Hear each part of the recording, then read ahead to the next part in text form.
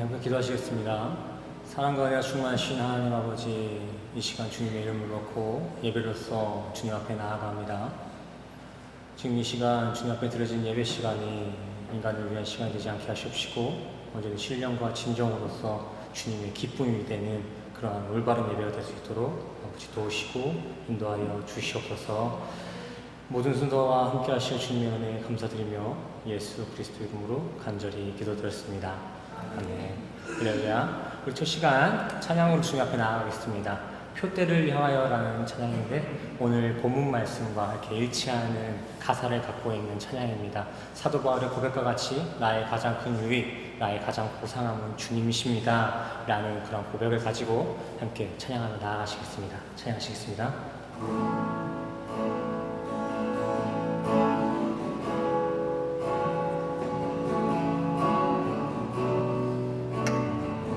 내게 유익했던 모든 것들을 내려놓습니다.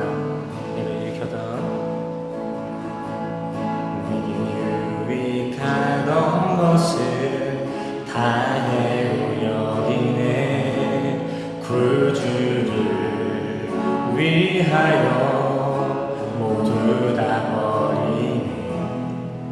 모든 것을 잃어버려도 나같지 않으면 예수를 아는 지식이 가장 고상한. 우리 처음부터 다시 고백할까요? 내게 유익했던 것들을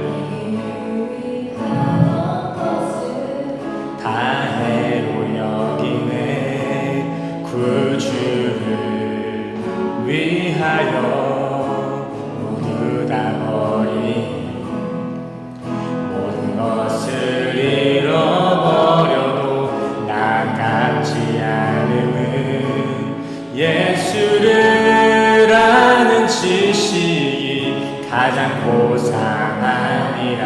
육체를 신뢰하지 않고 겸손한 마음으로 부활의 능력과 고난에 참여하며 그의 죽으심을 본받아 그리스도를 얻고 예수의 안에서 발견되려 함. 할렐루야. 표대를 향하여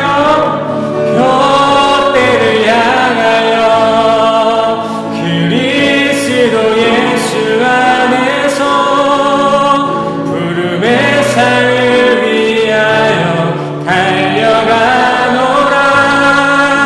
이전에 있는 것은 모두 잊어버리고 앞에 계신 그리스도께로 달려가. 표대를 향하여 달려갑니다.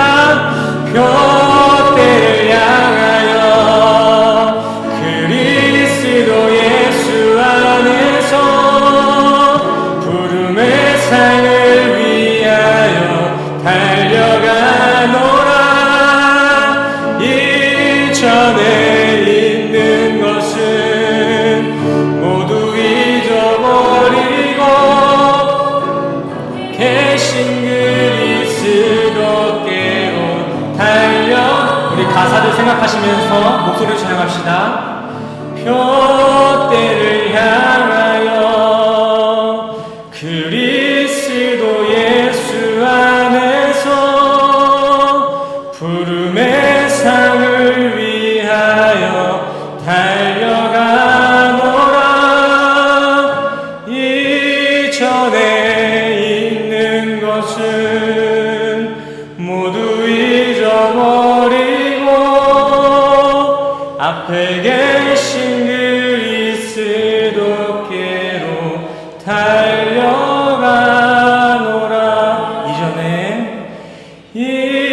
이전에 있는 것은 모두 잊어버리고 앞에 계신 그리스도께로 달려가노라. 아멘. 본문 말씀은 빌립보서 3장 16절까지인데 1절에서 16절까지입니다. 무지 길어요. 네. 성경이 있으신 분들은 오늘 성경을 좀 펴주시고, 핸드폰으로 보시는 분들은 핸드폰으로도 좀 같이 펴주시길 바랍니다. 필요하신 분들 있으면은 뒤에 이렇게 손 들어주시면은 가져다 주실 거예요. 제가 천천히 읽어 나가겠습니다. 성도님들은 제가 읽는다고 이렇게 다른 생각하지 마시고 같이 눈으로 따라와 주시길 바랍니다. 대독하겠습니다.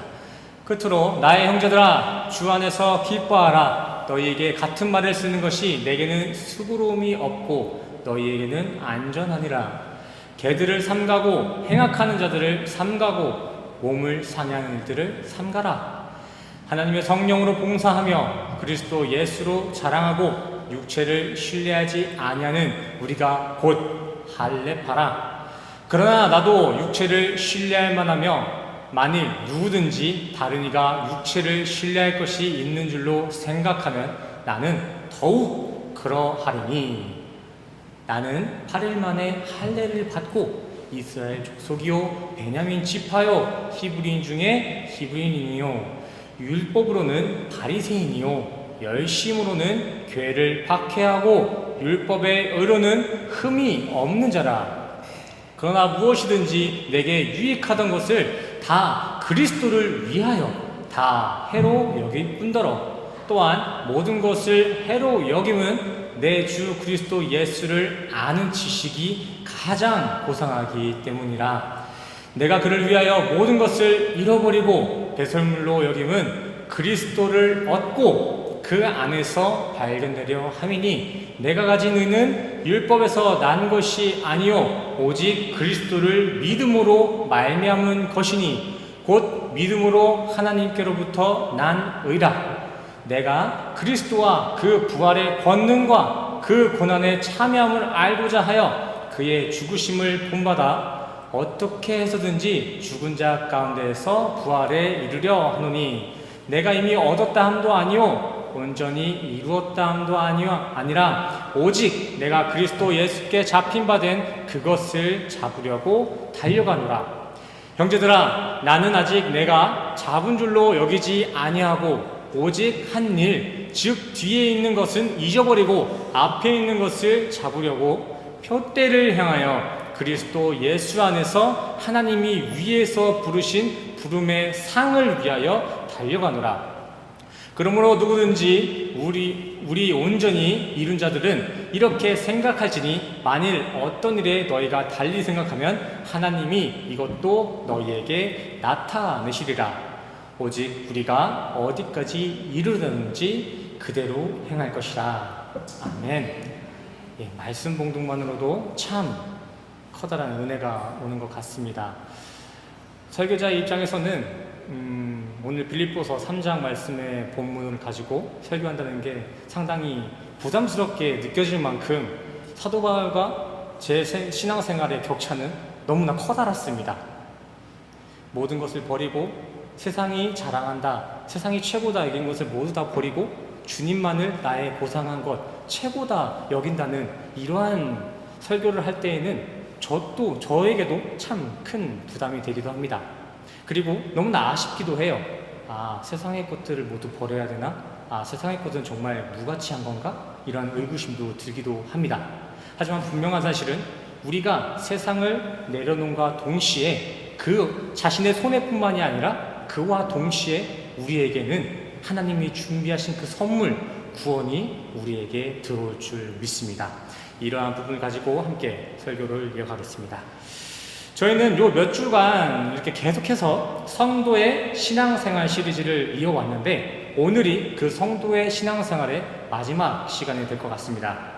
오늘은 이 시리즈를 이어오던 몇 주간의 내용을 좀 거시적으로 커다랗게 한번 정리해보고 내용의 이제 마지막이니만큼 자신의 신앙생활을 다시 한번 점검해보고 확인해볼 수 있는 시간을 갖도록 하겠습니다. 저는 근래에 신앙생활 시리즈 설교에 들어가기 앞서 항상 우리 성도님들과 같은 항목에 같은 제목의 질문을 성도님들과 나눴었습니다. 오늘도 마찬가지로 계속 함께 나눴던 그 질문을 먼저 성도님들과 공유하고 설교를 열어가 보자 합니다. 성도님들께서는 이 신앙생활을 무엇이라고 생각하십니까? 신앙생활을 어떻게 정의하고 계세요? 지난 시간에도 말씀드렸지만 믿는 이끼리는 추상적이고 관념적으로 어떻게 느낌적으로 그냥 신앙생활 그런 거지 하면서 넘어갈 수 있겠지만 새신자분들, 새로 오신 분들이 우리 성도님들께 신앙생활이 무엇입니까? 라고 물어봤을 때는 정확하게 대답해 줘야 되잖아요. 그 상황을 가정하고 한번 스스로 이 신앙생활이라는 것을 한번 정의해 보시길 바랍니다. 우리가 몇 주간 계속해서 이렇게 설교를 나누면서 신앙생활의 정의를 정리했기 때문에 이제는 어느 정도 우리 성도님들께 그 신앙생활의 개념이 정리가 되어 있을 거라 생각합니다. 하지만 우리가 함께 나눴던 그 설교의 내용을 가지고 한번 정리를 해볼게요. 소마, 나의 인격적인 삶의 모습으로 주님 앞에 산재물이 되는 것. 나는 죽고 오직 주님의 주관에만 인도함 받는 영적 예배의 삶. 이것이 신앙생활입니다. 이렇게 나의 삶에서 이루어지는 산재물의 영적 예배가 바로 성도의 신앙생활이에요. 어떻게 보자면은 성도의 삶, 예수님의 손을 붙잡은 그 성도의 삶 자체가 신앙생활이 되는 것이겠죠. 오늘 본문의 저자 사도 바울은 본서를 통해서 이러한 산재물의 삶, 영적 예배의 신앙생활을 하는 참 성도들의 모습은 어떠한지에 대해서 잘 그려내주고 있습니다. 먼저 오늘 본문 말씀을 성경으로 직접 찾아가 보겠습니다. 빌립보서 3장이죠. 네. 펴주세요. 혹시 성경책 가지고 계신 분들 다 펴주세요. 각자 가지고 계신 성경에 따라서 조금 상이한 부분, 다른 부분이 있겠지만 3장 본문 가장 윗부분을 보시면 파란색으로 쓰여진 글씨 이렇게 한 줄이 보일 것입니다. 파란색 글씨. 개역개정에서는 하나님께로부터 난 의, 개역 한글에서는 하나님의 의라고 적혀 있을 것입니다. 이 파란 글씨의 제목, 하나님께로 난 의, 그리고 하나님의 의. 이것이 바로 우리 성도님들의 참된 신앙생활의 본질이며 신앙의 출발은 여기서 시작되는 것입니다. 그렇다면 이 의, 디카이오스, 성경이 말하고 있는 원어적인 해석, 그 의는 무엇일까요? 의에 대해서는 너무나 자주 이렇게 다뤘기 때문에 모두 잘 아실 거예요. 성경은 조금 우리가 생각하고 있는, 우리 사회적으로 정의하고 있는 그 의인의 개념, 의의 개념과 조금 달리 해석하고 있습니다. 우리는 보통 순직한 소방관들이나 독립운동가들과 같이 타인을 위해서, 대의를 위해서 숭고한 희생을 감수한 인물들을 의롭다, 의인이다 라고 칭하죠. 그러나 성경은 인간 사회의 의의 개념과는 좀 다른 시각을 갖고 있어요. 아니, 면밀하게 말씀드리자면 인간이 가지고 있는 의의 개념과 성경이 말하는 의의 개념은 완전 정반대예요. 성경은 우리 인간들을 향해 의인은 없고 하나도 없다라고 기록하고 있습니다. 실제 시편 14편과 로마서 3장에서는 우리 인간 중엔 의인은 없고 하나도 없다라는 구절이 기록되어 있으니까 확인해 보시길 바랍니다. 하지만 성경 다른 한편, 이제 성경이 63권으로 이루어져 있는데 또 다른 성경들에서는 하나님께서 노아나 아브라함, 욥, 다니엘과 같은 여러 인물들을 향해 이들은 진정 의로운 자다, 그들은 의롭다 라고 인정해 주시는 구절들이 있습니다. 참 아이러니합니다. 앞에서는 의인은 없다 하고 있는데 뒤에서는 또 중간에서는 또 저 사람 의롭다, 쟤는 의로운 사람 맞다 이렇게 인정해 주고 있습니다. 과연 이것이 성경의 방대한 분량 탓으로 생겨난 그 성경간의 오차, 어폐, 오류들일까요? 그렇지 않습니다. 이 성경에는 어떠한 오류도, 어폐도 있을 수 없습니다. 성경은 완전한 것입니다. 성경은 의로움이라는 것을 세상의 개념과는 달리 인간 스스로 하나님 없이 자력으로서, 인간의 개인적인 힘으로서는 절대 이룰 수 없는 영역에 그 의를 두고 있기 때문에 이러한 격차가 생긴 것입니다. 성경은 오직 진리의 관점에서 의를 기록하고 있다는 것입니다. 우리는 이 성경의 의의 기준을 먼저 파악할 필요가 있어요. 그 의의 기준을 파악하지 못하면은 성경에는 오류가 있다, 어폐가 있다. 그뿐만이 아니라 우리가 하나님 앞에 자랑해야 될 그 의를 말 같지도 않은 걸로 대체할 수 있기 때문에 우리는 성경을 읽기 전에 먼저 의의 기준을 파악할 필요가 있는 것입니다. 실제 하나님으로부터 의롭다, 의인이다 라고 칭함받았던 인물들을 한번 살펴보길 원합니다. 성경을 보시면 의인이라 칭함받은 욥이나 아브라함, 노아는 세상 누구보다 하나님과의 관계를 잘 이어갔던 인물들입니다. 자력으로서 본인들이 대단한 걸 이뤄낸 것이 아니라 하나님과의 관계를 통해서 의인이 되었던 거예요. 그들 모두는 세상의 환경들을 개의치 않고 고난과 역경에서도 하나님의 손을 꽉 붙잡고 있었던 그런 인물들이었고, 그 꽉 잡은 손의 관계를 통해서 그들은 의로운 자다라고 칭함을 받을 수 있었던 것입니다. 이들은 가족과 친구에게 한심하다, 그냥 죽어버려라, 이러한 악담도 듣고, 같은 민족들에게 매국노다, 정신 나간 사람이다, 아니 저렇게 몇백 년간에 저 산 위에다가 방주 짓는 놈이 어딨어, 이렇게 비판받으면서도 그 상황 가운데서도 주님의 손을 놓지 않았다는 거예요. 세상 사람들이 미쳤다 하지만 하나님이 그 일이 맞는 거야, 그게 너를 위한 거야, 그 말 한마디, 하나님의 손, 하나님의 말을 의지한 이들, 그렇기 때문에 그들은 의롭다 칭함받았다는 것입니다.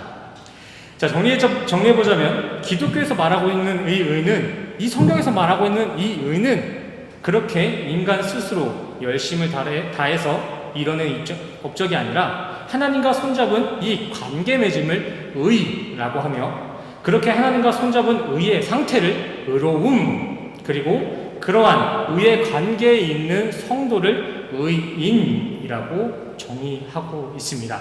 우리 성도님들 주님과 손 붙잡고 계신가요? 아멘이신가요? 그러면 우리 성도님들은 의인이십니다. 성경의 많은 인물들이 의인이라 칭함받았던 것처럼 우리 성도님도 그와 동일한 의인 맞습니다. 그리고 그렇게 의인으로서, 성도로서 의로움을, 내가 주님과의 손 붙잡음으로 나타나는 그 사랑들을 흘려내는 것, 사랑의 흘림, 성도의 사랑의 흘림이 바로 신앙생활입니다. 신앙생활. 그러나 오늘 본문의 사도 바울은 이러한 성도의 삶의 모습을 이렇게 그려내고 있습니다. 나는 이제껏 유익하다, 잘 산다 생각했던 모든 모습들을 모두 해로 여기게 되었습니다. 나는 그것들을 해로 여기다 못해 그 모든 것들을 배설물과 같이 여기게 되었습니다. 이전에 살아왔던 생활을 모두 정리해버리고 다시는 이전을 바라보지 않는다는 거겠죠. 그러나 바울이 살았던 이전의 행적, 그 바울이 가지고 있었던 과거의 스펙들은 쉽게 포기하기 힘들 만큼 대단했습니다. 그는 가말리엘의 수제자였고 할례파였으며 히브리인 중에 히브리됨과 동시에 경건주의 바리새파였으며 그 중에서도 사내들인 공의의 정회원이었습니다. 바울은 당시 전주 이씨나 김해 김씨와 같은 이름 있는 가문의 후손이자 당시 외국어였던 헬라어에도 능통하면서 자신의 그 모국어, 그 이스라엘의 원어, 그 아람어 또한 흠없이 소통할 수 있는 언어 능력자였습니다. 물론 선민의 상징인 레위법의 할례도 행하였고 이외의 율법에도 전혀 손색 없는 삶을 살았던 게 바울입니다. 그뿐만이 아니죠. 바울은 당대 최고의 선생님, 우리 한국의 최고의 선생님 누가 있을까요? 누가 하나 찍기가 좀 애매하지만 서울대에서 학장분, 가장 유명하신 그 교수님 아래에서 수제자의 삶을 살았습니다. 그리고 그뿐만이 아니라 그러다 못해서 그 어마어마한 경쟁력을 뚫고 그는 바리새파라는 그 단체에 들어가게 되는데, 제가 지난번에 유대인의 기본적인 스펙에 대해서 한번 보여드린 적이 있을 거예요. 우리 다영자매가 졸업하기 전에 전부 다 이 성경을 달달 외우다 못해 원어로 이것을 다 추석할 수 있고 성경에 나오는 그 법학들을 모두 다 해석할 수 있는 정도, 그것이 저들이 인정하는 유대인의 기본적인 스펙이었어요. 근데 그 어마어마한 스펙들을 무시하는 듯한 더 큰 어마어마한 스펙을 갖고 있었던 게 바울의 스펙이었습니다.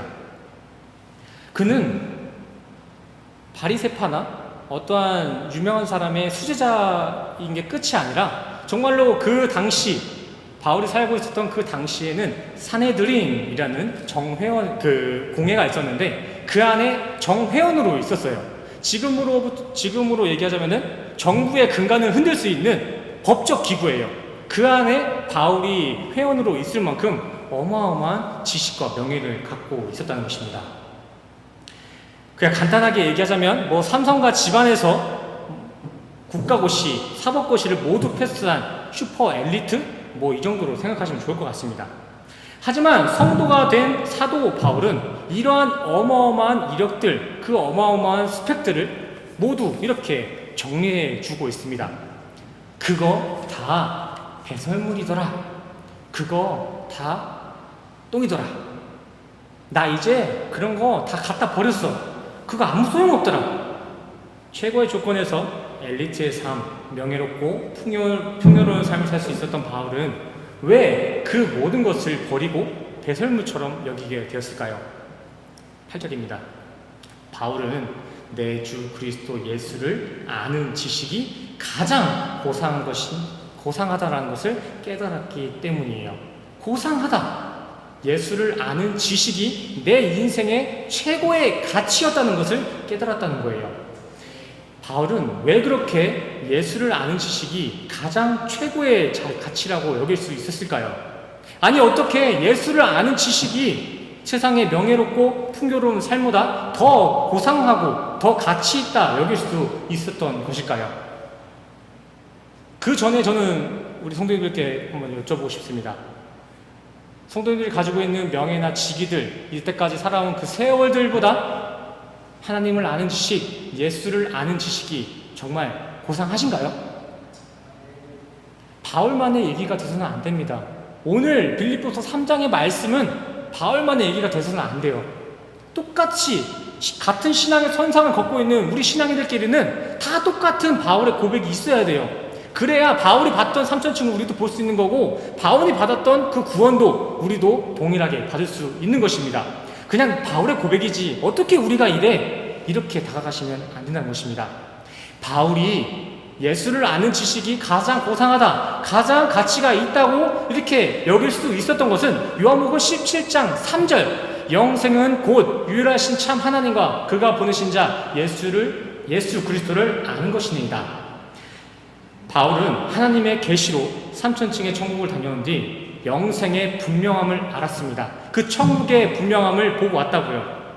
그리고 그 영생은 하나님과 그리고 그가 보내신 이 예수를 아는 것, 그 아는 게 핵심이라는 것을 깨달았기 때문에 이전에 살고 있었던 그 삶들이 모두 배설물처럼 여겨졌던 거예요.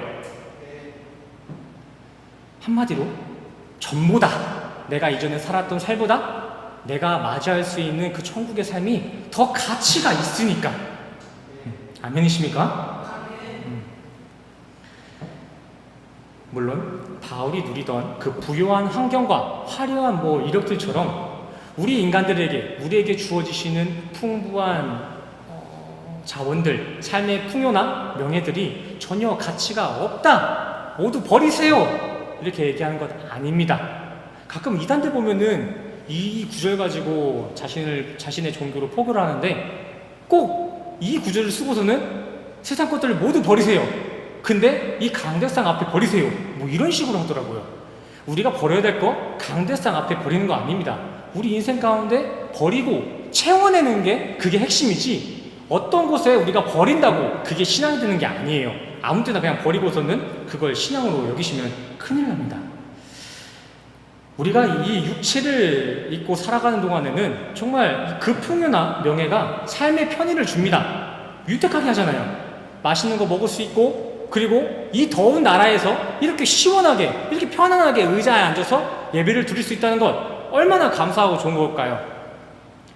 이거 정말 감사한 거예요. 온도가 30도가 다다라는 이 나라에서 춥다 그러면서 이렇게 마이를 입고 이렇게 편하게 앉아서 예배를 드릴 수 있다는 것, 이거 다 하나님께서 풍요를 허락하셨기 때문에 우리는 이렇게 누릴 수 있는 거예요. 우리는 감사하게 써야 되는 거 맞습니다. 전도서에서도 이렇게 우리에게 주신 자연의 모든 것들은 감사히 사용해라, 이 땅에서는 감사히 사용하면 된다 라고 이용합니다. 하지만 이러한 것들은 그 목적에 맞게 이 땅에서나 이 세상에서나 감사하게 쓰고 두고 오면 되는 것이지, 그래야 그 목적에 맞게 좋은 것이지, 감사를 잊고 자기의 탐욕을 배불린 데에 이 풍요가 사용되어지고 요구되어진다면 이 편의와 풍요는 죄의 수단으로 변질되는 것입니다. 사무엘상의 말씀과 같이 그것들, 그 이 세상의 풍요로운 것들, 그것들은 좋은 것이 맞습니다. 하지만 그것들은 영원하지 못하며 멸할 것들 중 좋은 것일 뿐입니다. 나중에는 안개와 같이, 어떤 수증기와 같이, 그리고 우리가 꿈을 꿨을 때 나타난 그 현상들, 그 허망함과 같이 언젠가는 흔적도 없이 사라질 것들이라고요. 그러나 인간의 우리는 죄에 너무나 연약해서 가시적인 것들에 구미가 땡깁니다. 하늘의 복을 구하기 이전에 이 땅에서의 복에 더 구미가 땡겨요. 하늘의 복도 좋지만 이 땅에서 복도 꼭 받았으면 좋겠다 라고 얘기해요. 하늘의 복과 이 땅에서의 풍요는 공존할 수가 있습니다. 하지만 필수는 아니에요. 근데 그 필수를 가지고 복 받았다, 잘 살았다, 신앙생활 잘한다 이런 말 하시면은 신앙의 표대가 잘못 이렇게 향하고 있는 겁니다. 당장 보여지는 만족을 위해 우리는 목숨을 다 바치죠. 그 가시적인 것들에. 죽고 나서도 그 심판대 앞에서도 세상에서 이루어낸 업적들을 자랑할 수 있을 거다. 내가 세상에서 이뤄낸 그 명예들은 내가 죽어서도 가져갈 수 있을 거다 라고 착각하며 허망한 삶을 삽니다. 이거를 증거하는 게 뭐가 있습니까? 우리 옛날 조상들 보세요. 죽을 때 되면은 그 안에다가 같이 살 여자도 묻었어요. 순장해버렸잖아요. 같이 살 가족도 넣어버렸고요. 그 하늘 날아가서 풍족하게 살으라고 금 왕가도 놓고요. 그냥 본인이 잘 쓰던 거 전부 다 그곳에 때려 박았습니다. 그뿐만입니까? 현대의 장례식도 똑같습니다. 이 육은 그대로 흙이 되어 없어질 것이지만 이 세상에 여한이 남아서 장례식장까지도 그렇게 화려하게 꾸며냅니다. 그 이후의 삶은 주님께서 책임지신다는 것을 믿지 못하나 봐요. 잘못된 겁니다. 육의 습성대로 그 죄에 구미가 땡겨서 그러한 형태가 나오는 거라고요. 하지만 분명한 사실은 심판대 앞에서 우리가 자랑할 수 있는 것은 우리의 천국이 보증될 수 있는 것은 예수 그리스도의 십자가 공로, 성령의 보증이 유일하다는 것입니다. 우리는 우리가 가지고 있는 것들로 심판대 앞에서 저 이 정도면 잘 살았잖아요. 저 이런 거 있는데 괜찮지 않나요? 이렇게 하나님과 거래할 수 있는 것처럼 착각하고 계시지만 그렇지 않아요. 들리지도 않을걸요? 우리가 그 심판대 앞에서 주장할 수 있는 것, 내가 천국에 갈 수 있다는 그 이유, 그 주장은 예수와 십자가, 성령의 보증뿐이라는 거예요. 천국과 지옥에 갈리는 심판대 앞에서 세상에서 불려놓은 그 주식을 자랑하고 살아생전 만들어 놓은 우리의 훌륭한 육체를 자랑해봐야 그거 아무 소용없습니다. 자신들에겐 그런 것들이 최고의 가치겠지만 창조주의 입장, 우리를 지으시고 우리의 건강한 육을 지으시고 주식뿐만이 아니라 이 세상을 지으신 창조주의 입장에서는 그거 내 건데 왜 내 걸로 나랑 거래를 하려고 해? 얼마나 괘씸하시겠어요. 거래할 수 있는 게 아닙니다. 죽고 나서 하나님께 내가 모은 돈, 그 건물, 그 거래하려고 해봤자 소용없습니다. 야생 고양이, 이렇게 속된 말로 도둑 고양이 아시죠? 이 고양이들을 어떻게 키워보신 분들은 아시겠지만 이 길고양이들은 밥 잘 주고 따뜻하게 대해주고 며칠 이렇게 품어주면은 그 감사의 표시로 저 도마뱀이나 쥐의 시체를 그 주인의 집 문 앞에다가 내려놓고 갑니다. 헌금하는 거죠. 헌금. 감사하다는 표시로 자신이 가지고 노는 그 장난감, 자신이 귀하다 생각하는 그 도마뱀을 인간들 집 앞에 내려놓는 거예요. 근데 고양이의 그 마음은 그렇다 치고 그걸 받는 우리 인간들은 어떻습니까? 감동받기는커녕 징그럽고 더럽습니다. 그거 받아준 사람 없습니다. 이와 마찬가지로 우리가 교회에 나와서 주님과 교제를 나눌 때 예수가 아닌 다른 행위, 인간의 자랑으로서 예배를 대체한다면 주님은 우리의 그 행위를 가증하게 여기실 것입니다. 오늘 본문에서는 이러한 행태입니다. 이러한 행태를 행악한 자들, 개같은 자들이라고까지 책망하고 있습니다. 저는 커피를 참 좋아해가지고 카페에 자주 가는 편인 것 같아요. 근데 그렇게 카페에 가서 앉아있다 보면은 가끔은 필리핀 어린애들이랑 이렇게 눈을 마주칠 때가 있어요. 그럴 때면 가끔 몇몇 아이들은 자기가 가지고 있는 그 사탕이나 자기가 가지고 있었던 그 장난감을 가지고 저의 시선을 끌려고 막 이래요. 막 자랑합니다. 나 좀 봐달라고 좀 자신의 어필을 해요. 근데 저는 그런 아이들을 잠시 쳐다볼 뿐 그 아이에게 어떤 그 작은 관심 그 이상의 감정을 느끼지 못합니다. 그런 아이들의 그 장난감 어필, 그 사탕의 어필은 저의 그 사색의 시간을 즐기는데 이렇게 방해가 되지 않아요. 그 투자할 만한 가치가 없습니다. 근데 이와 조금 다른 형태로 아이와 부모가 있는데 그 아이가 겁도 없이 부모의 품을, 그 안전한 품을 벅차고 저에게 찾아와가지고 막 눈을 깜빡거리고 이렇게 만지는 아이들이 있습니다. 그럴 때 보면은 참 그 아이에게 이렇게 신선함을 느껴요. 이렇게 매일 반복되는 일상 속에 이 매너리즘 가운데서 참 신선함과 이렇게 사랑스러움을 느끼게 됩니다. 근데 또 이렇게 애교 부리는 애들보다 더 신선하고 더 커다란 사랑스러움을 느끼게 하는 아이들이 있는데 그건 바로 조카입니다. 조카. 뭐 아들이라고 생각하셔도 되겠죠. 조카, 혈육, 가족. 인터넷 커뮤니티 상에서 요즘 뜨는 글이 있는데 그 내용은 의외로 자신의 목숨을 바쳐 사랑할 수 있는 대상의 조카가 상위 랭커에 있다는 거예요. 당신 인생 가운데 목숨을 바쳐서 이렇게 사람을 한번 구할 기회가 있는데 그 가운데 누구를 그곳에 넣어놓겠습니까? 그랬을 때 조카가 상위 랭커에 있다는 것입니다. 아이러니하죠. 집에 불났을 때 딱 집에 불났습니다. 우리 가족이 모두 같이 있는데 근데 그 가운데에서 한 명만 구해라 한다면은 나는 조카를 구하겠다. 부모도 아니고 자식도 아니고 조카를 구하겠다 하는 이러한 말들이 지금 큰 공감을 얻고 있다는 거예요. 지금 우리 조카가 나이가 한 5살 정도 된 것 같은데 얼마나 저한테 얄밉게 구는지 모르겠습니다. 먹을 게 있으면은 막 자랑하는 게 아니라 약 올려요. 막 이거 봐라 이런 게 아니라 막 이래 막 이렇게 준 척 하다가 빼앗고 막 이런 식으로 저를 약 올립니다. 애구는커녕 쳐다도 안 봅니다. 저를. 제가 불러도 대답도 안 해요. 쳐다도 안 봐요. 걔가 못 듣거나 한국어를 모르는 게 아니라 남들이 부르면 다 대답하고 다 쫓아가는데 제가 부르면 보지도 않아요. 못 들은 척해요. 그런데 참 아이러니한 게 그렇게 나를 놀리고 그림자 취급하는 그 조카가 그냥 사랑스럽습니다.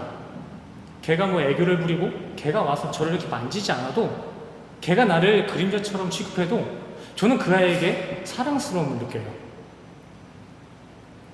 그냥 피가 섞인 가족이라는 이유 그것만으로 저는 그 조카가 다른 어떤 애들보다 귀하고 소중합니다.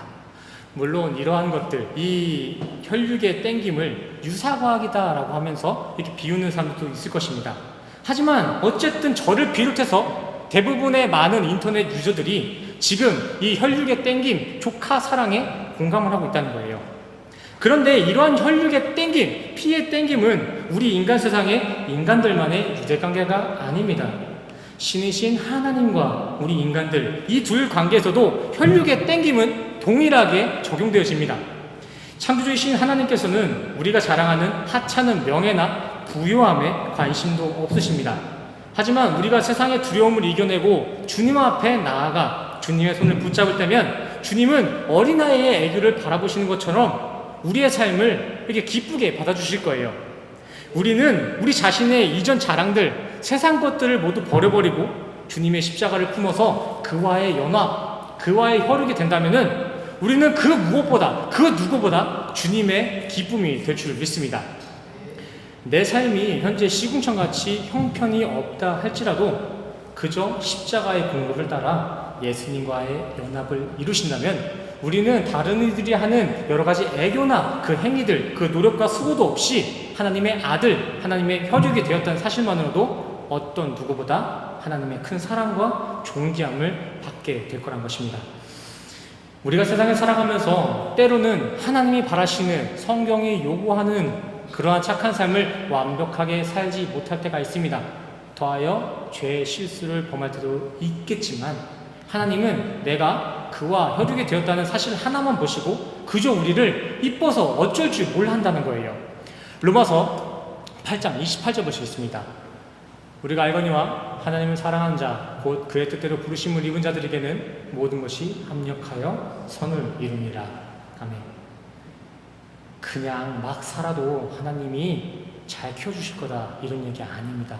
그 앞에 보세요. 우리가 알거니와 하나님을 사랑하는 자 곧 그 뜻대로 부르심은 입은 자들에게입니다. 그냥 막 산다고 그거 갈 사람만 가고 아닌 사람들은 잘 살아도 다 지옥이다 뭐 이런 말 하는 게 아니라 하나님을 사랑하는 자 그리고 그 때때로 부르심을 입은 자들은 그 모든 것이 협력하여 선이 된다는 것입니다. 하나님의 부르심, 하나님의 자녀로 살아가는 우리의 모든 삶의 역사들은 잘났고 못났고를 따지기에 앞서 하나님께서는 혈육의 모든 역사를 합력시켜서 선을 이루신다는 것입니다. 이렇게 모든 삶이 결국 선을 이루는 삶, 하나님께 끔찍한 이쁨을 받는 성도의 삶이 바로 신앙생활이에요. 사람이 아닌 창조주에게 이쁨 받는 존재라는 거, 이거 정말 대단한 사실 아닙니까? 자신의 부모에게, 자신의 친구에게, 자신의 지인에게 이쁨 받고 인정받는 것도 그렇게 좋아가지고 하루 종일 싱글벙글 하는데 창조주, 우리를 지으신 그분이 우리를 이뻐한다는 것, 이거 참 대단한 겁니다. 신앙생활은 올바르게만 이해한다면 결코 무거운 게 아니에요. 인생의 짐이 아니에요. 성도의 삶을 살아가며 신앙생활을 한다는 것, 이 세상을 살아가면서 성도의 삶도 지켜낸다는 것, 그게 너무 힘들고 어렵게만 느껴질 수도 있겠지만 하지만 온전하게 신앙생활을 깨달으신다면 그것만큼, 그 신앙생활만큼 행복하고 자유로운 게 없습니다. 그래서 저도 목사가 된 것 같아요. 거기서 너무 자유롭고 너무 행복해서 이럴 거면 목사해야겠다. 나 목사 아니면 안 되겠다. 나 이 행복 냅두고 딴 거 못하겠다 싶어서 전 그래서 목사가 됐습니다. 간증이죠. 마태복음 11장 28절 이 말씀에서도 예수님께서는 우리를 향해 이렇게 이야기합니다. 수고하고 무거운 짐진 자들아 다 내게로 오라. 내가 너희를 쉬게 하리라. 아멘. 세상이 던져주는 무거운 짐과 수고들을 예수님께 모두 내려놓으시길 바랍니다. 성도님들의 그 무겁고 수고스러운 세상 짐들을 예수님 앞에 내려놓지 않으신다면 우리는 아무리 성공하고 남들에게, 지인에게 인정받는다 해도 우리는 만족할 수 없습니다. 우리는 자유로울 수 없습니다. 절대 안식할 수가 없어요. 안분지족이나 안빈낙도와 같이 그냥 주어진 대로, 거지면 거진 대로, 그냥 그대로, 게으르면 게으른 대로, 그대로 그냥 마냥 있는 그대로 만족하면서 배짱이처럼 살아라. 이런 의도는 아니에요. 근데 생각해 보시기 바랍니다. 만약에 부요함이 나의 만족의 대상이라면 얼마나 부자가 되셔야 만족하시겠습니까? 클락에서 1등이 된다 이렇게 치워보겠습니다. 그러면 클락의 1등으로 만족하겠습니까? 클락의 1등 되신 분들 얘기를 들어보니까 또 빵빵가에서 1등이 되고 싶대요. 근데 또 빵빵가 1등이신 분들은 이제 마닐라, 이제 필리핀 자체에서, 전체에서 1등의 부호가 되고 싶은 게 인간의 심리입니다. 그뿐일까요? 세계의 1위가 된다면 행복할까요? 세계의 1위가 된다면 더 이상 그 이상의 행복을 이렇게 구할 필요가 없을까요? 그렇지도 않습니다. 이 어마어마한 경쟁 사회 속에서 나타나는 그 2위의 부호들, 그 부호들 때문에 밤잠을 설친다고 합니다. 더 힘든 상황을 살고 있어요. 예수가 없는 부유함은 만족이 아니라 상대의 부를 짓눌러버리는 그 폭력성에서 파생되기 때문이에요.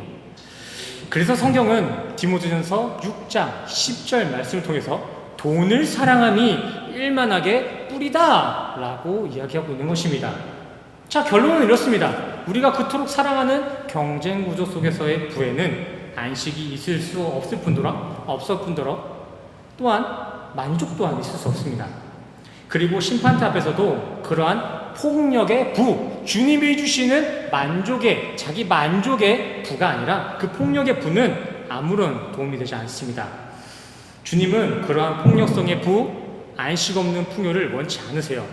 고양이들의 선물, 쥐나 도마뱀의 그 시체와 같이 더럽게 여기실 거예요.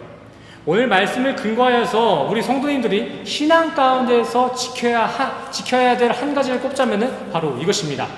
하나님과 나와의 그 의의 관계, 십자가로 이어진 혈육의 관계, 우리 성도들은 이것만 끝까지 잘 수호해 가시면 심판대 앞에서 환영받을 줄 믿습니다. 저는 확신합니다. 성도님들이 어떠한 삶을 사시건 어떠한 모습을 가지고 계시건 그것을 책임지시는 건 주님이시고, 그리고 그 인생이 끝날 때에는 주님만 자랑하신다면은 우리는 다른 거 걱정할 거 없습니다. 지금 살아가면서 지옥 걱정하는 거 너무 쓸모없는 거예요. 우리는 천국 가서 어떻게 더 기쁘게 살지 그것만 고민하시면 될 줄 믿습니다. 영적 혈육을 위한 십자가 복음을 수호하느라 세상에서 돈 좀 못 벌고 높은 직에 못 올라가도 괜찮습니다. 신앙생활 지킨다고 여러 이단들로부터 고난받고 회사에서 역경을 이렇게 경험할지라도 정말 괜찮아요. 반드시 하나님은 그러한 성도의 역경의 역사, 고난의 역사를 무시하지 않습니다. 하나님은 자신의 의로 합력시켜서 우리의 고난과 역경 또한 자신의 의와 함께 합력시켜서 선을 이루어 주실 줄 믿습니다. 우리 연습해 볼까요? 한번 가정해 보겠습니다. 이곳은 이제 우리가 이 육을 벗었습니다. 이 육체를 벗어내고 우리 영혼은 이제 심판대 앞에 섰습니다. 이곳이 심판대예요. 이렇게 예외적으로 우리 교회 사람들이 한 번에 심판대 앞에 서게 됐네요. 그리고 제가 하나님이라고 가정해 보겠습니다. 진짜 하나님 말고 가정한다고요? 제가 하나님이시고 그 심판자, 그 천사입니다. 그리고 우리 성도님들은 이제 육을 벗고 이제 돌아가신 거겠죠? 돌아가시고 이제 심판대 앞에 섰습니다. 이제 제가 질문하겠습니다. 저는 하나님이겠죠? 나 하나님이 너희에게 질문하노라. 너희가 천국을 가야 될 이유 그거 한 가지 대봐. 네가 천국을 갈 수 있다는 그 증거 한 가지만 대보자 했을 때 우리 성도님들 어떻게 대답하시겠습니까? 맞습니다. 예수님이랑 왔습니다. 십자가 붙잡고 왔습니다 하시면은 패스. 아멘이십니까? 정말이에요. 성경에 근거한 겁니다. 제가 뭐 다른 걸 바라는 게 아니잖아요. 우리 다 같이 천국 가자고. 진짜 거기서 필요한 티켓은 우리가 이렇게 착각하고 있는 것들이랑 너무 이렇게 다른 것에 있어요. 심판대 앞에서 제가 가지고 있는 거 좀 드릴 테니까 어떻게 좀 눈 좀 감아주시면 안 될까요? 그러면 꿀벌 맞습니다. 근데 내가 가진 거 하나도 없습니다. 진짜 저에게 주신 거 정말 많고 재능도 많았는데 죽기 직전의 삶까지 생각해보니까 남은 거 하나도 없어요. 어떻게 삶을 이렇게 살았는지 모르겠습니다. 근데 있잖아요, 하나님, 저 주님 손 붙잡고 왔어요. 저 십자가 들고 왔으니까 좀 보내주세요 하면 천국 들어가는 거예요. 아멘이십니까?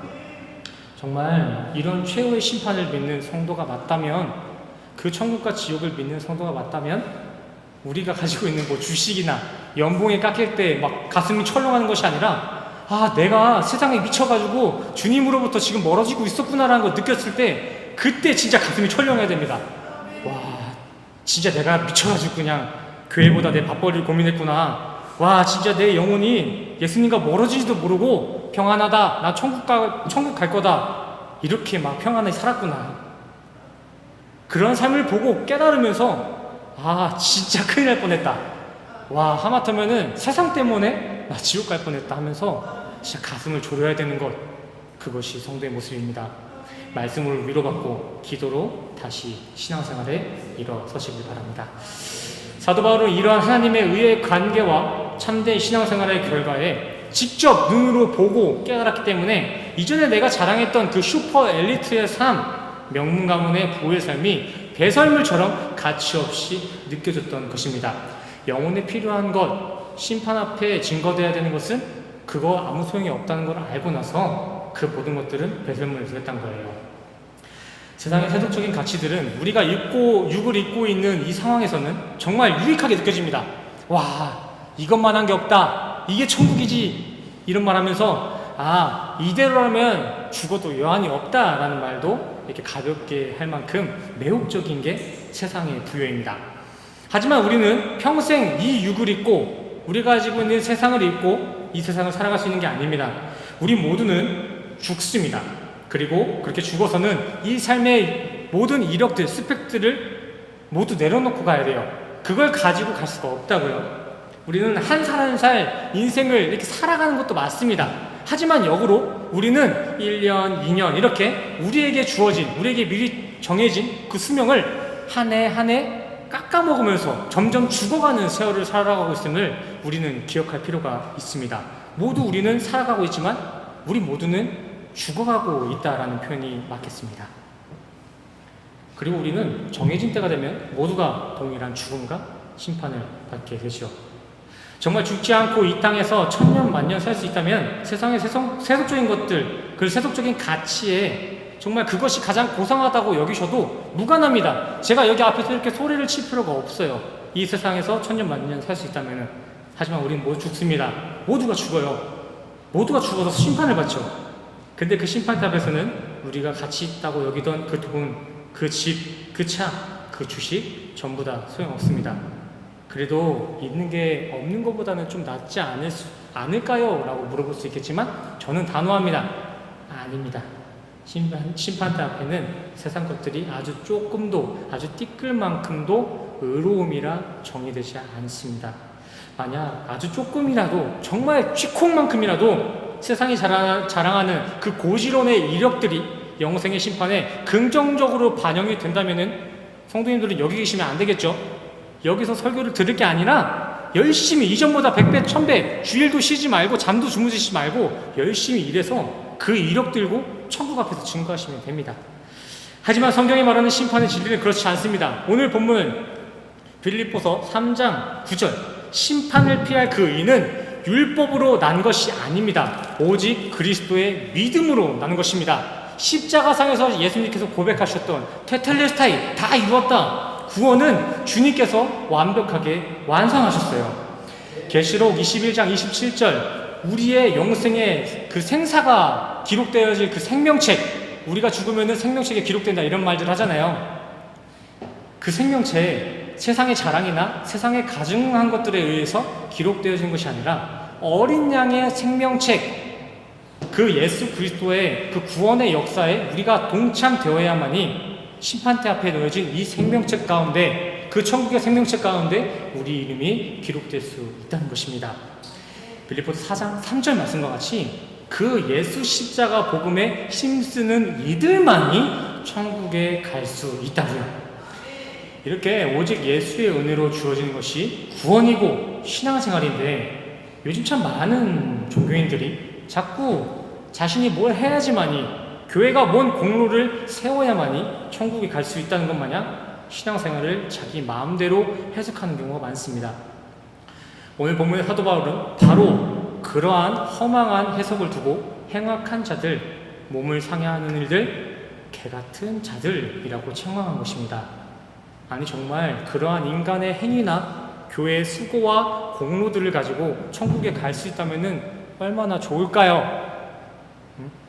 세상이 하라는 대로, 세상이 최고라고 여기는 그대로 우리가 그 삶을 산다면 이 땅에서도 최고고 그 하늘에서 최고일 텐데 얼마나 좋을까요?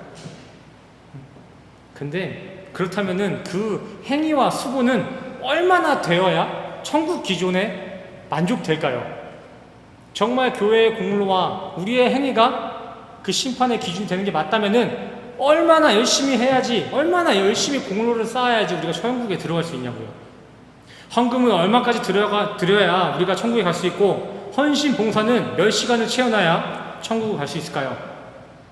교회의 성도 수가 부흥이고 성공이라면 도대체 그 수를 몇 명까지 채워야 우리 새생명교회가 성공한 교회, 부흥된 교회가 될 수 있을까요? 우리는 이러한 신앙생활을 빙자한 자기자랑, 자기소욕, 배불리기를 경계하셔야 합니다. 천국에 가는데 신앙의 짬밥이나 헌금의 금액, 성도의 머릿수는 하나도 중요하지 않습니다. 신앙생활 10년, 20년 이렇게 했다고 자랑하지 마셨으면 좋겠어요. 죽기 직전에라도 주님을 정말 인격적으로 영접하고 예수를 그리스도라 시인한다면 그들도 천국에 들어갈 수 있어요. 예수님이 이 땅을 떠나가시던 그날 십자가를 한번 회상해 보시길 바랍니다. 예수님 양옆에 서 있었던 두 강도, 그 죄인, 그 혁명가들 기억하시죠? 예수님을 조롱한 좌편의 죄인, 그리고 십자가라는 세상의 최고의 수치의 순간에서라도 예수님을 주로 시인한 우편의 강도. 이 둘은 같은 시간, 같은 십자가상이었지만 우편의 죄인은 그 자리에서 예수님을 시인하고 영접함으로 낙원에 들어가게 됩니다. 로마서 10장 9절, 우리는 내가 만일 내 입으로 예수를 주로 시인하면 또 하나님께서 그를 죽은 자 가운데서 살리신 것을 내 마음에 믿으면 구원을 받으리라. 시인하고 영접하면 구원을 받는 것입니다. 우리는 이렇게 예수의 이름을 주로 시인하고 고백하면 구원을 받을 수 있는 것이지 뭐 신앙의 짬밥이나 신앙의 외형적인 것들로 구원을 받는 것이 아닙니다. 사도행전 4장의 말씀과 같이 예수 이외에는 하나님께서는 우리 인간에게 구원의 이름을 주신 적이 한 번도 없습니다. 성경 어디에도 없어요. 예수 이외에 다른 것으로 구원에 이룰 수 있다 이런 구절 하나도 없더라고요. 천국을 위해서라면은 예수님을 만나셔야 합니다. 여기 또 누군가는 그렇다면 나는 한평생 망나니처럼 이렇게 살다가 이렇게 편하게 내 마음대로 살다가 죽기 직전 마지막에나 예수님 믿고 천국 가야지 하는 허망한 생각을 하는 사람들이 있을 것입니다. 네, 10년 전 제 고등학교 때 그 간증입니다. 이 말씀을 듣고 그러면 나는 그럼 죽기 전에 진짜 죽기 직전에 그때 아빠 죽으려고 그럴 때 그때쯤 예수 믿고 천국 가야겠다 이런 꾀를 쓴 적 있어요. 하지만 중요한 거는 심판의 때와 예수님이 오실 때는 그 누구도 알 수가 없다는 거예요. 물론 그 계획대로 이러한 죽기 전에 내가 이제 10초 전에 예수님을 믿고 이제 예수를 시인하고 죽어야겠다, 그렇게 천국 가야겠다 계획한 대로 그렇게 될 수도 있겠죠. 제가 함부로 심판을 정의할 수도 없고 정죄할 수도 없습니다. 그런 사람들을. 하지만 막말로 1시간 뒤에 심장마비로 죽는다고 이렇게 예정되어 있다고 한번 쳐봅시다. 근데 저는 50년 전 뒤쯤을 상상하면서 50년 뒤에 예수 믿어야지 이렇게 살아가고 있는데 하나님은 지금 저를 1시간 뒤에 데려가길 지금 계획하고 계세요. 아찔하지 않습니까? 나는 50년 뒤에야 빠르게 그 아파 죽기 직전에 예수를 믿고 천국 가려고 그랬는데 하나님은 그보다 더 앞서서 저를 1시간 뒤에 바로 데려간 걸 계획하고 계시다면은 그때 어떡하실 거예요? 정말 언제 죽고 예수님이 뭐 언제 오신다, 우리 마음 가운데 언제 이렇게 거듭나게 해주실 것이다, 그런 것이 정말 정해져 있다면은 그렇게 사셔도 돼요. 언제 죽을 거다 하면은 그것만큼 감사한 게 어디 있어요? 인간의 계획이 아무리 화려할지라도 그러한 일들을 실제 행하시는 분은, 그 현실화 하시는 분은 하나님이세요. 교만한 지혜로 하나님을 기만하지 마시고 지금 이 자리, 지금이 바로 회개의 때임을 기억하시고 지금 이 자리에서 회개하여 다시 주님 만나시길 바랍니다. 또한 헌금의 액수, 이것도 천국에 중요하지 않습니다. 교회를 유지하고 가꿔가는데 그것이 중요하지 않다는 것이 아니라 헌금의 금액, 그 행위 자체가 영생의 기준이 될 수 없다는 것입니다. 성경을 한번 펴서 누가복음 20장에 나와 있는 그 두 렛돈을 드렸던 여인의 이야기를 한번 읽어보시길 바랍니다. 예수님께서는 1년 연봉치를 헌금했던 그 가식적인 율법주의자들의 헌금보다는 자신의 전심, 자신의 전 재산을 담아서 헌금했던 그 두 렛돈, 한 고드란트, 지금으로 환전해보자면 한 500원 되는 돈, 그 500원을 헌금한 그 여인의 헌금을 그 연봉보다 더 크게 받으셨다고요. 부자는 악하고 가난한 것이 선한 것이다 라는 걸까요? 그렇지 않죠. 청빈함이 가장 큰 헌금이다 라는 것일까요? 그것도 아닙니다. 이와 반대로 요한복음 12장에 보시면은 예수님을 환영하면서 1년 연봉치 달하는 몇 천만 원이 되는 그 향유 옥합을 그 자리에서 깨버려서 그 예수님의 발을 닦아준 사건이 있습니다. 근데 제자들이 얘기하죠. 아니 이 사람아, 그 돈 가지고 어려운 사람 도와주면은 얼마나 많은 사람 도와줄 수 있겠어. 근데 그거를 바닥에 깨서 예수님 발이나 닦아? 어이구. 근데 예수님이 뭐라고 말씀하십니까? 가만 내비둬. 가만 내비둬. 저렇게 행하는 게 맞아. 그리고 나는 저 여인이 행했던 그 행함을 기념할 것이다 라고 하면서 이렇게 성경에 기록된 것입니다. 주님이 기뻐하시는 선한 일은 이 헌금이나 행위 자체가 아니라 헌금을 드리는 이 행위를 하고 있는 각자의 레바그, 마음의 중심, 신앙의 코어에서부터 관찰된다는 것입니다. 우리 인간은 이렇게 드려지는 헌금의 모습들이나 기도하는 거룩한 모습만을 보고 저 사람 거룩하다, 저 사람 진짜 신앙이 맞다 이렇게 인정할 수 있겠지만 하나님이 가지고 있는 그 불꽃과 같은 눈은 그 정도가 아니에요. 지금 어떠한 마음으로 앉아 계시고 어떠한 생각을 가지고 설교를 듣고 계시고 어떠한 마음가짐으로 신앙생활 하시는지 주님은 그것까지 보신다는 거예요. 저를 속일 수 있고 성도들 각자를 다 속일 수 있어요. 인간 모두를 속일 수도 있습니다. 탁월한 언변이 있다면은. 근데 하나님은 그러한 언변 가지고 속일 수 있는 분이 아니시라는 것입니다. 마지막으로 성도님께 묻겠습니다. 성도님들의 그 코어, 신앙의 중심에는 무엇이 자리 잡고 있습니까? 무슨 생각으로 이 자리에 나오셨어요? 어떤 마음으로 지금 말씀을 교제하고 계신가요? 행여나 이 가운데 세상의 자랑들, 이생의 정욕들이 남아있습니까? 그거 천국에 들어갈 땐 지저분하게 여겨질 뿐입니다. 배설물이에요. 배설물. 갖다 버리시길 바랍니다. 이 자리에 모두 내려놓으시길 바랍니다. 그리고 그 안에 가장 고상한 예수를 아는 지식과 그 육체를 신뢰하지 않는 할례파의 정신을 채워 넣으시길 바랍니다. 그렇게 세상의 자랑을 부인하고 오직 표대이신 예수님을 알아가는 데만 힘을 쓰며 그리스도를 향해 달려가는 삶이 바로 신앙생활이며, 그 신앙생활은 이 땅에서 끝나지 않고 육을 벗는 그날엔 천국 백성의 삶으로 쭉 이어질 줄 믿습니다. 천국은 지금 이 순간부터 시작되는 거예요. 이 땅에서부터 우리가 드리고 있는 이 예배 자리에서부터 우리의 이 마음의 중심, 우리가 지금 가지고 있는 이 마음의 중심으로부터 육을 벗음과 동시에 이어지는 거라고요. 끊어지는 게 아니에요. 우리의 삶과 우리가 나중에 장차 맞이할 그 영혼의 삶은 분리될 수가 없어요. 하나예요. 우리가 이 가운데서 천국의 삶을 살았다면, 천국이라는 것도 또 다시 한번 개념을 잡아야겠지만, 그 어디나 하늘나라 고백했을 때 어떻게 그 어디나 하늘나라라는 고백이 나왔을까요? 주 예수와 동행하면 그 어디나 하늘나라. 우리가 지금 이 세상에서 주님과 동행하여 하늘나라의 삶을 살고 있다면 우리는 이 육을 벗고 나서도 주 예수와 동행하며 하늘나라의 삶을 살 줄 믿습니다. 저는 정말 우리 생명교회 성도님들 모두가 이렇게 예수님을 아는 것을 가장 고상함으로 여기며 예수님만을 표대 삼아 영원한 영광을 위해 달려가시는 신앙생활을 사셔서 장차 육을 벗는 그날에도 슬픔이 아닌 기쁨과 행복이 넘치는 모습으로 다시 한번 만나 뵙기를 간절히 소원합니다. 우리 마지막으로 옆사람과 인사했으면 좋겠습니다. 우리 옆사람을 바라보시면서 우리 예수님 손 꽉 붙잡고 천국 갑시다. 함께 인사하시겠습니다. 인사하세요. 아멘. 할렐루야. 믿으십니까? 네, 믿는 대로 될 줄 믿습니다. 할렐루야. 자, 우리 설교는 이렇게 마무리되었고요. 이제 오늘 우리에게 주신 말씀의 감동과 그리고 우리가 한 주간 가지고 있었던 기도의 제목을 가지고 함께 찬양하고 기도하는 시간 갖겠습니다.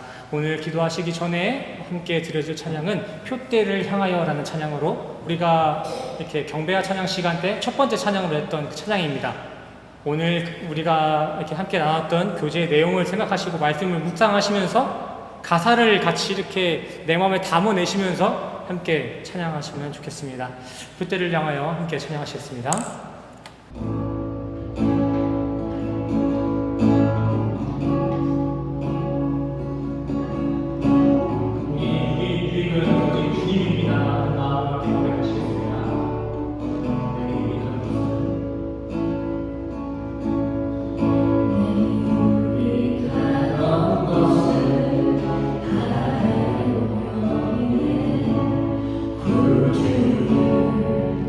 위하여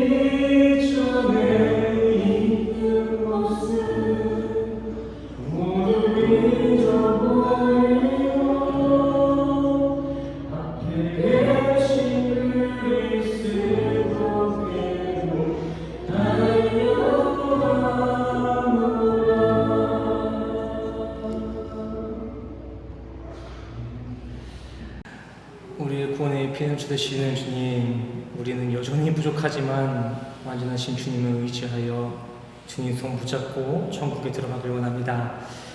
우리의 연약함을 불쌍히 여기시고 친히 우리의 손을 붙잡아 주시옵소서. 이 시간 우리에게 주신 구원의 은혜에 감사하는 마음으로 주님 앞에 마음을 봉헌하여 드리겠습니다. 가식적인 헌금보다 전심을 다한 여인의 헌금을 더 기뻐하신 것처럼 우리가 드리는 이 봉헌 또한 우리의 전심을 주님 앞에 드리오니 우리의 전심의 헌금을 흠양하여 주시옵소서. 다시 주어진 한 주를 살아갑니다. 우리에게 허락된 한 주간을 나는 죽고 주님만이 사는 산증문의 삶, 영적 예배 삶으로 인도하여 주시옵소서. 우리 매 순간 날마다 우리와 함께 하신 주님의 은혜에 감사드리며 예수 그리스도의 이름으로 간절히 기도드렸습니다.